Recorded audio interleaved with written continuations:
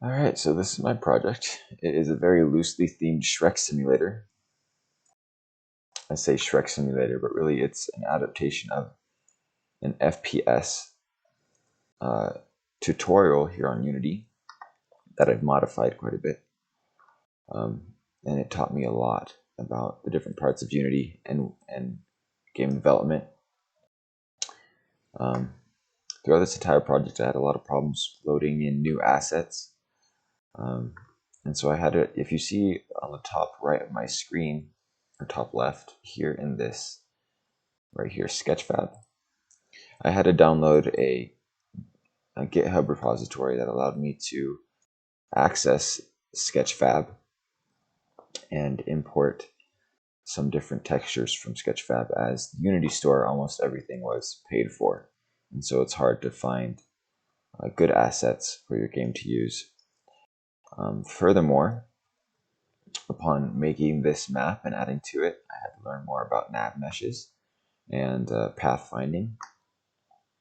This is the last enemy here, and you'll see, oh, it looks like I got one more enemy. This is the boss. It's very hard to kill in the first try, but you know, I'm a little bit of a pro. Let's see, there's one last enemy down here. And you can see on that win condition, we complete the game, and it brings us to a home screen. So that's my game. I'll show you a little bit on the left side here what's going on. We have our general tab.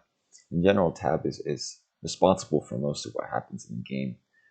The objectives, the player, some effects that are here. This onion mesh that I've placed here because I didn't have a better place to put it. These are all things that you see, for the most part, making the game function. This here in our enemies tab, we have all the enemies that are placed in the game. We have our level, and this is the entire structure of the game. We can see this nav mesh surface. In fact, I believe if I go to scene, I can show you this nav mesh surface. What's highlighted here in blue is very important because this is what enemies pathfind on. And so you have to bake your nav mesh surface every time you add a new enemy or a new structure. And so it's very important to understand what's going on here. We can see we have our hoverbots here preloaded in. There's no dynamic spawning. We have our pickup health function here. Not a function. Everything here in Unity is referred to as a game object. So these game objects here are responsible for those power-ups that we see in this place. And we have our game manager that is responsible. You can look at any one of these and you can see what it's responsible for. So the game HUD, which is interesting, is actually displayed up here in the scene view. But that's our game HUD right there. And in-game menu, which refers to if I play it and I press escape or tab, and this is our in-game menu. Just things like that. And that's what everything here is responsible for here on the left-hand side. It was a really fun project. Obviously, it's in its infancy. You can see here on these sprites, we had to use a special nav or special mesh coming from Sketchfab, and I got the skeleton in, but I did not get the skin on. And so they all have a one color kind of look to them. It was a really fun project.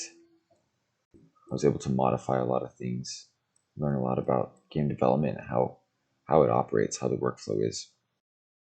Testing is really nice in Unity because you have this screen here. There's the game view and the scene view. And it's really nice to seamlessly test out what you're putting into the game as you make it. It's a really fun project. In the future, obviously, fleshing out enemies, fleshing out, I'd like to add more weapons. I'd like to add a better map. This does really make sense. Just the green tiling is the only indication of a swamp that you get. But yeah, super fun project. I enjoyed it. I might not do game development anymore, as it's it's a massive, massive project to do these types of things. In the end, it's just for fun. It has no practical use cases. So it was a good experience. I enjoyed it. And that's it.